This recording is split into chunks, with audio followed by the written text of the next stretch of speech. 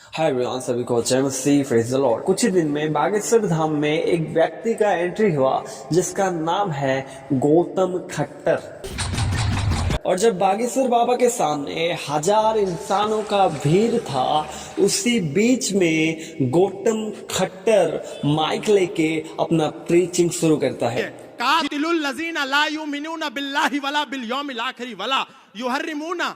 अभी आप लोग सोच रहे होंगे कि ये क्या बता रहा है। एक्चुअली ये व्यक्ति उर्दू भाषा में अनुवाद किया हुआ कुरान के कुछ श्लोकों को ये प्रचार कर रहा है। और कुरान सबसे पहले अरबी भाषा में लिखा गया था।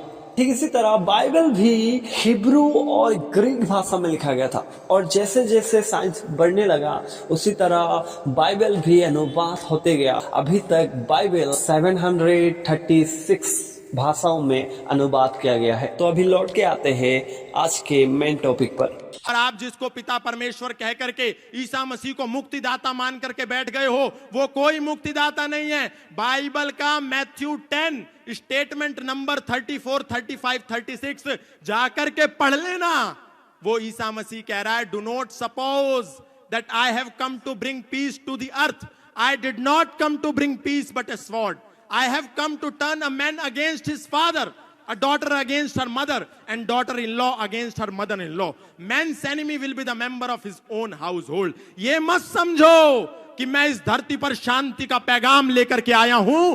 मैं तो इस धरती पर तलवार का आह्वान लेकर के आया हूं, ताकि एक ही घर में एक बेटा अपने पिता का शत्रु हो जाए, एक बेटी अपनी मां की शत्रु हो जाए, एक पुत्र वधू अपनी सास की शत्रु हो जाए, और हम उसको मुक्तिदाता कह रहे हैं। यहाँ पर गौतम खट्टर का कहना है कि बाइबल में मत्थयू का किताब चैप्टर 10 वर्स 34 में कहा गया है कि यीशु मसीह ने कहा, मैं तुम लोगों के बीच में तलवार चलाने आया हूँ, और पिता को बेटे से, बहू को सास से, और माता को बेटी से अलग करने आया हूँ। तो उन्होंने इस वचन को जैसे समझा वैसे ही उन्होंने जाकर प्रचार किया लोगों के बीच में कि यीशु मसीह को जो तुम लोग उद्धारकर्ता, मुक्तिदाता मानते हो, पूजा करते हो, वो देखो किस तरह से लोगों को लड़वाने के लिए या अलग करने के लिए आया है। तो जब हम स्कूल में थे तब हमें टीचर सिखाता था कि इस सब्जेक्ट का कंटेंट क्या है, इसका मतलब क्या है, ये लेखक ने इस बात को क्यों कहा, कहाँ पर कहा, किस समय में कहा। इन सारे बातों को हमें स्कूल में सिखाया जाता था। और इसके अलावा जब परीक्षा आता था, परीक्षा में भी ये सारे सवाल आते थे कि किसने लिखा, क्यों कहा गया, कहाँ पर लिखा गया। इन सारे बातों को हमें जवाब देना पड़ता था। तो जब हमें एक सेकुलर किताब को इतने प्रोसेस के साथ पढ़ना पड़ता था, समझना पड़ता था, तो आप कैसे एक रिलीजियस बुक के एक चैप्टर को उठाकर बिना समझे लोगों के बीच में प्रचार कर सकते हो। अभी आप में से जिन्होंने बाइबल कभी भी नहीं पढ़ा, आपके मनों में ये सवाल होंगे कि जैसे लिखा हुआ है गौतम खट्टर ने वैसे ही प्रचार किया, वैसे ही सिखाया। बट एक बात मैं आप लोगों को बताना चाहता हूँ, आप जितना भी नॉलेजेबल व्यक्ति क्यों ना हो, आपका ज्ञान, आपका बुद्धि काफी नहीं है परमेश्वर के वचन को समझने के लिए। और गौतम खट्टर जी, आप दुनिया के हर किताबों को पढ़कर, याद कर लोगों के बीच में प्रचार कर सकते हो, लोगों को समझा सकते हो और खुद भी समझ सकते हो। बट बाइबल ऐसा किताब नहीं है जो मनुष्य आसानी से समझ सकता है। मैं आप लोग के बीच में एक मूवी का क्लिप रखना चाहता हूँ, पहले इसे देखिए, उसके बाद हम फिर से लौटेंगे अपने चर्चा में। हम इस मूवी पर मेनली दो कैरेक्टर के बारे में देखते हैं, एक बाप और एक बेटा। और हम लोगों ने वीडियो के पहले पार्ट में देखा कि बेटा और बाप के बीच में कितना अटूट प्यार था, एक दूसरे के लिए वो लोग दीवाना था, क्योंकि बेटा भी वही करता था जो बाप करता था। अगर बाप किसी को मारेगा तो बेटा भी उसी तरह किसी दूसरे को मारेगा, या बाप जो भी गलत का दुश्मन बन गया। ऐसा इसीलिए हुआ कि बाप जो गलत काम कर रहा था उन सब को छोड़कर बेटा ने अच्छाई में कदम रखा। और आप ऐसे कहानी, ऐसे मूवी देखे होंगे कि एक राज्य में जब बुराई का जन्म होता है तो वो राज्य दो भाग में बट जाता है। तो यीशु मसीह ने भी इस वचन पर यही बताया कि अगर एक घर में बुराई के जगह अच्छाई आ जाए तो उस घर में बंटवारा हो जाता है। आप लोगों ने देखा होगा कि कैसे आज हमारे भारत देश में मसीहों पर अत्याचार किया जा रहा है, मसीहों को गांव से निकाला जा रहा है, मसीहों को घर से निकाला जा रहा है। यही कारण है क्योंकि यीशु मसीह ने अपने वचन में पहले ही कहा कि मेरे कारण से बाप बेटे अलग हो जाएंगे।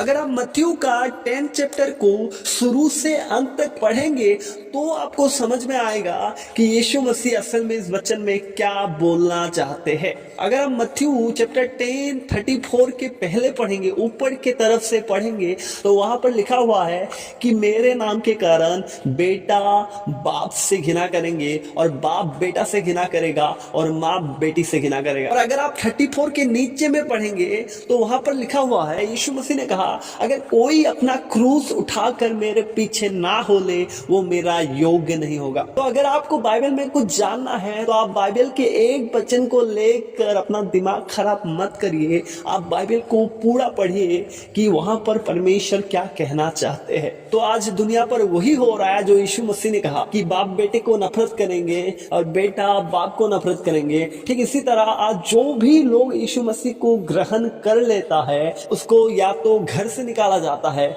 या तो गांव से निकाला जाता है। पहले जो बाप अपने बेटे को बहुत प्यार करता था, जब भी वो बेटा यीशु मसीह को ग्रहण कर लेता है वही बाप उसको धक्का मार के घर से निकाल देता है। ठीक इसी तरह आज गौतम खट्टर जैसे लोग आज वही कर रहा है जो परमेश्वर का वचन बताता है। यीशु मसीह ने जैसे कहा कि मैं तलवार चलाने आया हूं, बेटे को अलग करने आया हूं, तो आज हमारे भारत देश में हर मसीहों पर सताव हो रहा है और किसी को घर से निकाला जा रहा है, किसी को गांव से निकाला जा रहा है, किसी को मारा जा रहा है। तो ये सब जो है ये इसी वचन के आधार में आता है। जैसे यीशु मसीह ने कहा कि मैं शांति के लिए नहीं तलवार चलाने आया हूं। और बाइबल ये भी बताता है कि जब तुम सत्य को जानोगे सत्य तुझे स्वतंत्र करेगा।